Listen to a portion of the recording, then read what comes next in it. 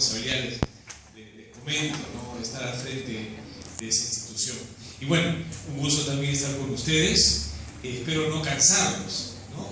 No voy a ser tan incisivo en algunos detalles. La charla tiene un título bastante comprometedor también, ¿no? Sí, en realidad, en síntesis, de lo que se trata es de hablar del reinado de Cristo. También hace un momento que hemos escuchado ya algunos detalles respecto de la fiesta que tenemos en algunas semanas, la fiesta de la Gran Solemnidad de Cristo Rey, con la cual se cierra, como también hemos escuchado, el año litúrgico. Y bien, espero no cansarles, repito. Para iniciar, no sé si se ve hasta atrás, hay pocas letras, hay unos gráficos muy sencillos, pero estamos hablando de una imagen antigua, una imagen oriental. No sé si alguno de ustedes de repente tiene un conocimiento más de la historia del arte, ¿no? Y fíjense ustedes, estamos hablando de un Cristo reinante, ¿verdad? Que está en una bóveda de una iglesia antigua, que está agarrando precisamente, fíjense ustedes, un texto. Es muy interesante porque estamos hablando de un Cristo que, miren ustedes, está enseñando algo. Está enseñando a fin de cuentas la verdad. Y es un texto, es un gráfico que tiene otros matices, pero me sirve para darnos cuenta de aquello que va a ser el centro precisamente del gobierno, vamos a decirlo así, de Cristo. Precisamente se refiere a la verdad.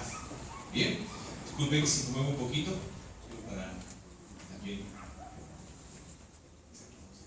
Bien, entonces, es curioso también porque varias de los textos y los detalles que ya han anunciado los vamos a decir en la charla. Y por eso entonces cuando hablamos del reinado de Cristo, yo quisiera que cojamos este texto que se encuentra aquí, en el capítulo 18 del Evangelio según San Juan. No es necesario abrir sus Biblias, de repente alguno lo ha traído, pero se encuentra aquí el texto y hemos señalado algunos detalles. De repente también a algunos de ustedes se les hace conocida esta imagen. Escucha, estoy filmando, tú nomás enfoca, sí, enfoca, siéntate aquí. Me parece que la sí, siéntate, mejor, y lo enfocas nomás, enfocas al padre, sí, al padre, ya, sigo yo con él, donde él vaya, tú lo enfocas, donde él vaya, tú lo enfocas, ya, un diálogo bastante sencillo y bastante intenso. Si ustedes tienen ocasión después de profundizar el Evangelio según San Juan, se darán cuenta que la parte más importante de la pasión es esa entrevista, ese diálogo que tiene Jesús con Pilato. Hay algunos detalles muy importantes que hay aquí en este texto. Y entonces lo vamos a leer. Dice así: Pilato se encuentra con Jesús y entonces dice, después Pilato le pregunta, ¿eres rey? ¿No? ¿Qué has hecho? Y entonces después, un momento determinado en que Pilato le pregunta a Jesús, ¿de dónde eres rey? Jesús le dice, esto lo dices porque te lo ha dicho alguien. Y entonces Pilato, oye, tu gente me ha traído aquí. Entonces Jesús empieza un pequeño discurso. Dice, mi reino no es de este mundo. ¿Pilato es un reino? No es un rey. ¿Pertenece a un reino? Sí. Pilato, más bien, a fin de cuentas, en el Evangelio según San Juan, es el representante. No es ningún rey ni nada. La autoridad es otra incluso. Pero Pilato es representante de un poder, del poder humano, del poder terreno.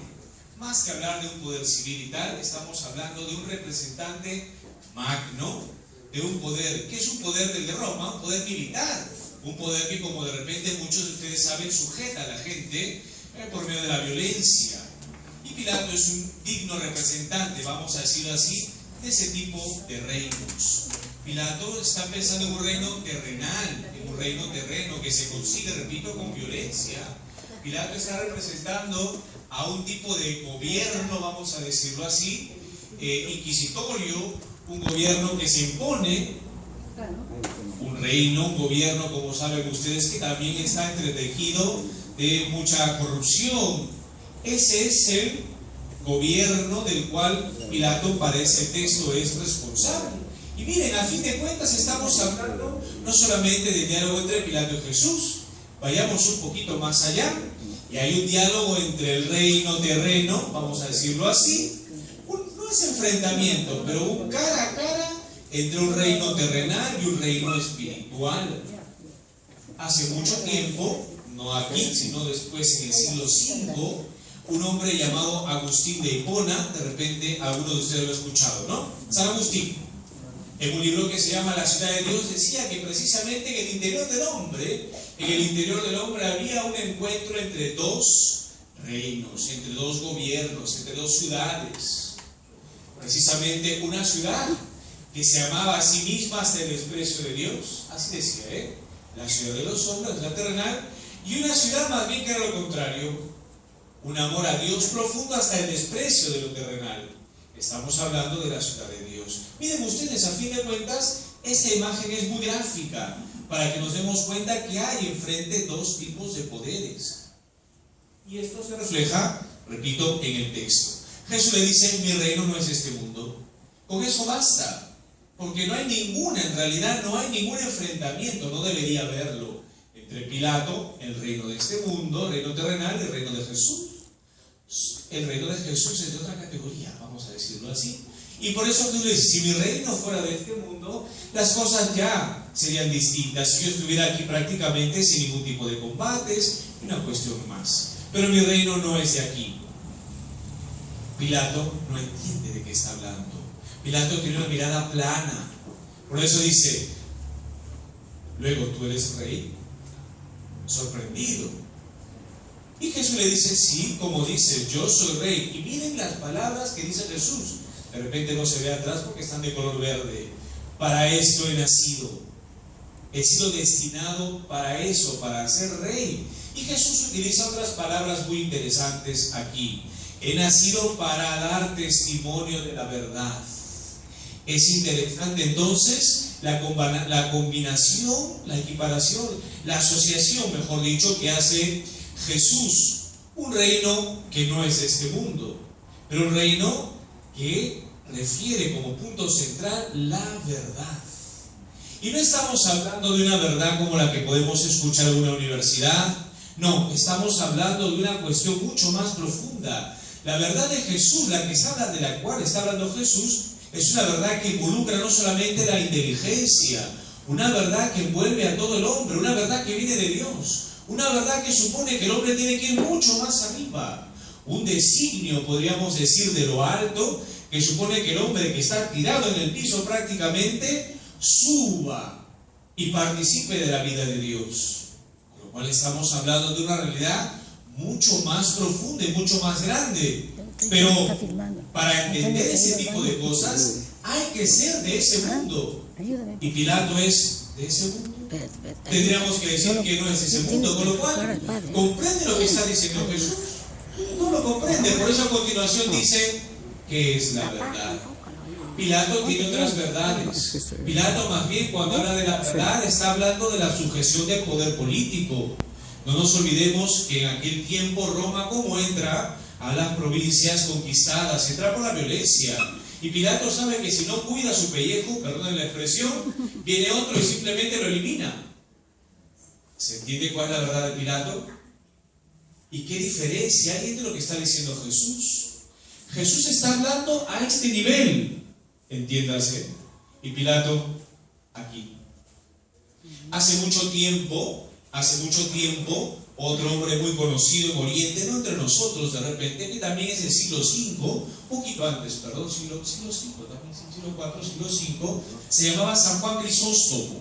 De repente alguno por ahí lo ha escuchado. Decía una cuestión interesante. Mientras el Hijo de Dios, mientras Jesucristo habla a este nivel, decía, los hombres, decía San Juan Crisóstomo, mientras Cristo habla a este nivel y refiere cosas altas, decía, los hombres están acostumbrados a reptar. ¿Sabe lo que entiende lo que se está diciendo, no? Está en el piso. Esa es la diferencia, a fin de cuentas, entre lo que plantea Cristo y lo que plantea un poder terreno como el de Pilato. No entiende. Y eso en la historia no solamente pasa aquí, sino pasa siempre. Entonces, a mí me interesa que en primer lugar tengamos presente de que no hay, desde el texto bíblico, no hay una confrontación. No la hay. Sin embargo, este poder terrenal no entiende el poder divino, el poder alto, el poder sobrenatural del cual habla Jesús. Y por tanto, aunque Pilato y todos los hombres sean admitidos o al menos tengan abierta la puerta del reino de Cristo, no van a poder entrar. ¿Hasta aquí estamos? Bien, vamos entonces a la siguiente, porque una vez que hemos introducido aquí las cosas, de lo que se trata es de hablar del reino de Dios. Y vamos a hablar entonces un poquito más del reino de Cristo. Tenemos otra imagen, de repente no se ve muy bien aquí. Es una imagen también bastante conocida, es un Cristo crucificado en tal Velázquez. No sé si alguno de ustedes la conocerá un poquito más. Parece sencillita, ¿no? No, es una obra artística. ¿Por qué se las traigo? Porque según el texto del Evangelio, este es el lugar en el que Cristo reina. Uno está pensando en el reino como de repente una cuestión totalmente inmensa, pomposa, de repente como los reinos decimonónicos franceses, ¿no? Estamos hablando de Versalles. ¿Han escuchado hablar de Versalles ustedes, no? Y de María Antonieta, y de Luis XIV, Luis XV, Luis XVI, ¿no? Uno puede pensar en una corte versallesca inmensa. Y no estamos hablando de eso. Miren ustedes, ¿qué corte versallesca es la cruz? El libro del Deuteronomio decía: maldito el que cuelga de un madero. Miren ustedes, para los judíos, tienen la primera idea. Y la cruz era un lugar, era el peor suplicio, era el suplicio en los romanos dado para los malhechores. Miren ustedes, qué contradicción.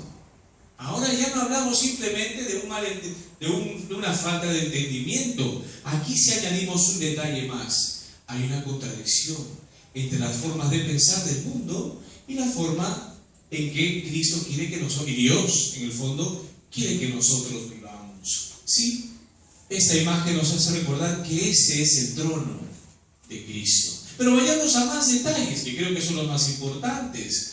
Decir que Cristo es Rey supone, antes de lo que está allí, supone hablar, estimados amigos, supone hablar de un reino que no es de Cristo en realidad, es un reino de Dios, el reino de Dios. Y si ustedes de repente tienen algún concepto, si no, no se preocupen, de repente algunos de ustedes tienen alguna idea, en el Antiguo Testamento ya se hablaba en cierto sentido de un reino que no se sabe cómo es, y que más bien desde Cristo ya tiene un poquito de forma.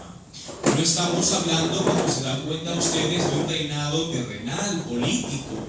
Algunos judíos del tiempo de Jesús pensaban que el reino iba a ser una realidad terrenal, política, majestuosa, militar incluso.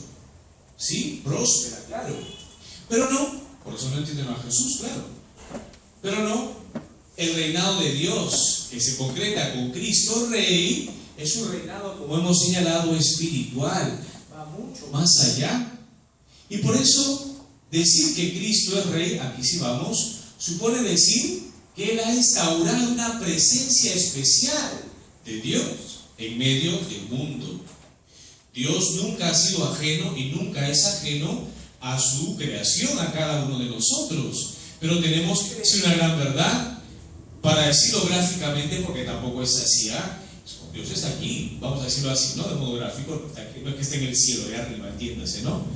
Y la criatura y la creación está aquí, ¿no es cierto? Hay una diferencia abismal entre Dios y lo creado y la criatura, y toda la creación, el universo en cierto sentido, ¿de acuerdo? Pero hay una huella concretamente de Dios en cada cosa, en cada acto, mejor dicho, en cada sujeto, en cada ser de la creación hay una pequeña huella, y la huella más grande, como sabemos, ¿quién la tiene? El ser humano.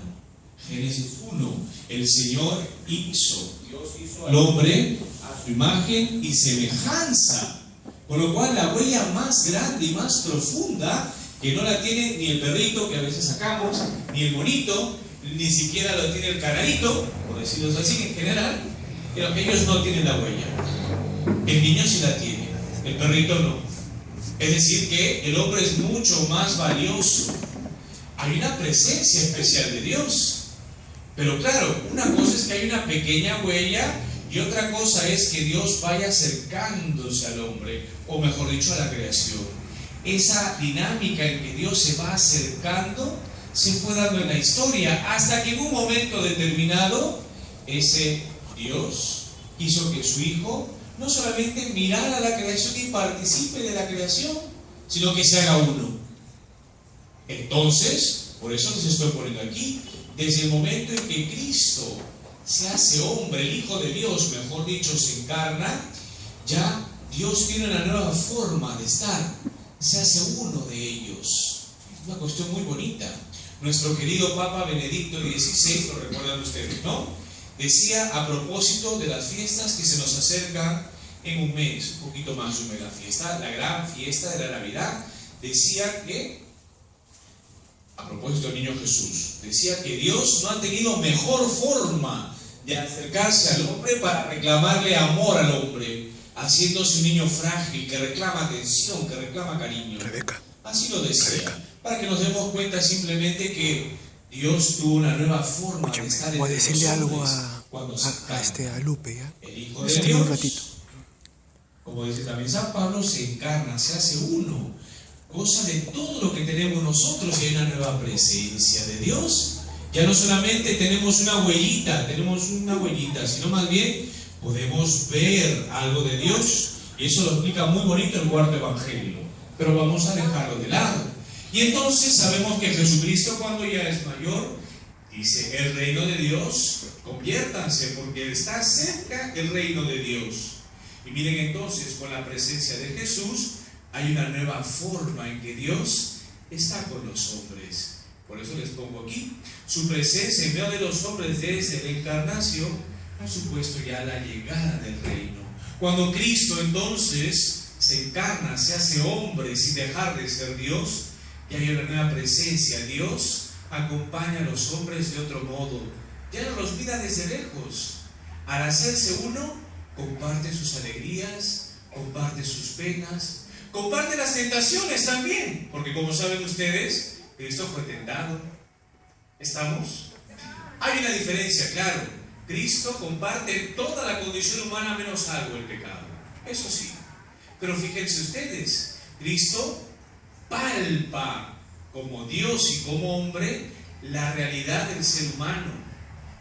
Y porque Cristo palpa, sabe también, tiene una misión, sabe que el hombre no puede ser el mismo.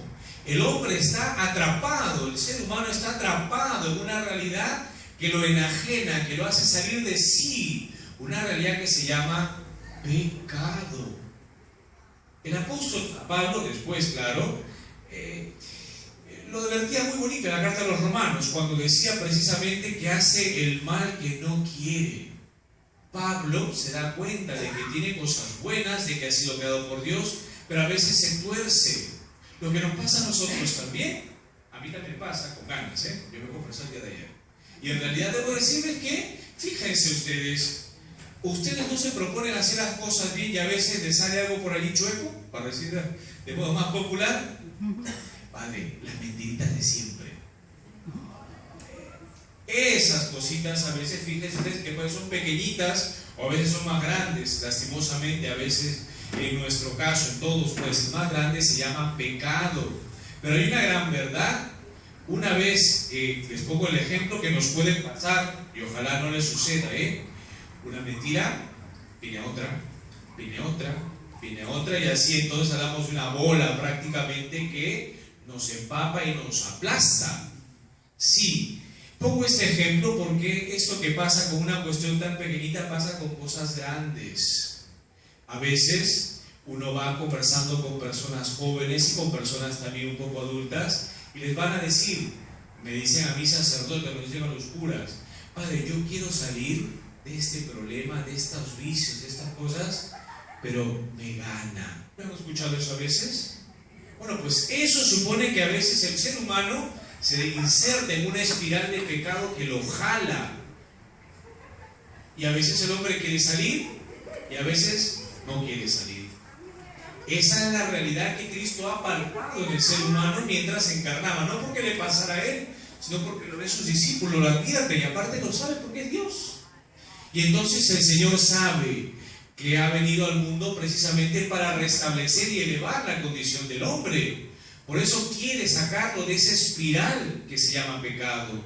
Y por eso Él asume en la cruz las consecuencias de ese mal que se llama pecado.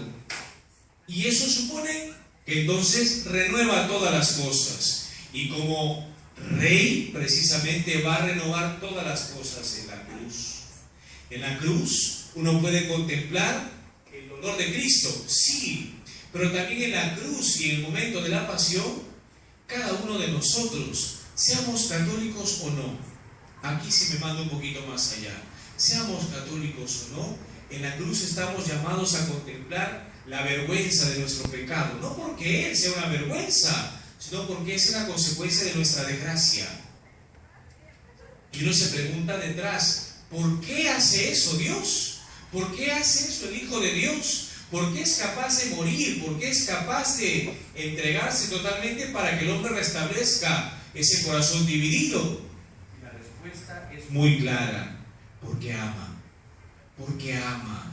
No con un amor humano, que a veces es un amor interesado. A veces, ojalá que no les pase a ustedes, perdón si me pongo aquí de pero también, pero a veces el papá a veces da muchas cosas al hijo para que después cuando sea viejo me atienda, ¿no? A veces escuchamos eso, ¿no? Es triste, yo ayudo a mis nietos porque cuando yo sea viejo me van a llevar a mí con el carrito. ¿Cuántas cosas no escuchamos, no? Eso es un amor interesado, Hay que tenerlo muy en claro, Suena feo, pero es la verdad, ¿de acuerdo? Entonces, el amor humano, en el mejor de los casos es ese, porque hay otros casos que son peores, ¿no es cierto? El amor humano muchas veces es interesado. El amor humano es calculador. Doy para que tú me des, ¿o no? Sí, ojalá no siempre, pero muchas veces lo es así. El amor de Cristo es distinto porque es un amor incontaminado, limpio, un amor de entrega, que no espera que la gente que no espera que el hombre le retribuya. Ya quisiera, pero no lo espera. Y eso es lo que nosotros vemos en la cruz. Precisamente aquel que el Señor envía, que Dios envía para salvarnos, se pone como modelo y se pone a gobernar, entre comillas, desde la cruz. Por eso les pongo el segundo punto. Cristo es Rey desde la cruz. ¿Y qué supone ser rey? Ya no tenemos reinos aquí, salvo dos reinos un poquito menos raros por allí, ¿no? Etcétera. Pero, ¿qué supone hablar de rey? Supone hablar de gobierno, supone hablar de poder. Y claro, desde la cruz Cristo tiene un poder especial para atraer a los hombres hacia su Padre. Ese es el reinado de Cristo. No es un reinado déspota, violento, sino más bien es un gobierno desde arriba, desde la cruz. Un gobierno desde el cual Cristo jala a los hombres, los saca del pecado y los lleva hacia su Padre. Ese es el reinado de Cristo. Un reinado que no solamente se dio en un momento determinado hace 2000 años, un poquito más. Un reinado que se instaura allí y continúa. Un reinado que no es, repito, terrenal, sino más bien de tipo espiritual. Un reinado que intenta atraer a todos los hombres, ahora y hasta el momento de su muerte. Un reinado que será consumado a fin de cuentas cuando ya todo desaparezca. Pero un reinado, un poder, vamos a decirlo así, que no violenta, ya les he dicho. Y por eso entonces que respeta hasta la última fibra de libertad del hombre. El Señor tiene un poder estupendo e infinito para transformar el corazón del hombre. Pero si el hombre no quiere, no pasa nada. No es que Dios no pueda cambiar al hombre. Lo que pasa es que si nosotros salimos con un paraguas, no nos mojamos. Si nosotros, ahora que estamos contando el problema de las radiaciones ultravioletas, ¿no? Si realmente uno quiere, de repente algunos jóvenes quieren broncear, si se ponen pues un litro aquí de 200 FPS, no se van a broncear, entiéndanse, ¿no? Es decir, que si uno pone un muro, Dios que puede cruzarlo, no lo quiere hacer. La libertad es un don, uno de los dones más grandes después de la vida, claro, que Dios ha otorgado al ser humano y nunca lo va a violentar, nunca. Y por eso entonces es un reinado que, aunque es infinitamente poderoso, ¿de acuerdo? No es que no sea eficiente, sino que se hace ineficaz. No él, sino se hace ineficaz cuando el corazón del hombre está cerrado. Eso le pasa a los judíos. En el Evangelio hay un montón de textos, eso le pasa a tanta gente. Dios quiere cambiar las estructuras del hombre, Vayamos, dejemos el Evangelio, vayamos a la actualidad. ¿Ah? Dios quiere cambiar las estructuras, pero si el hombre no se deja, no pasa nada. Para que vean ustedes hasta dónde aguanta Dios. ¿Ah? Esa es la oferta que Dios hace. La oferta de Cristo desde la cruz. Una oferta que supone una transformación.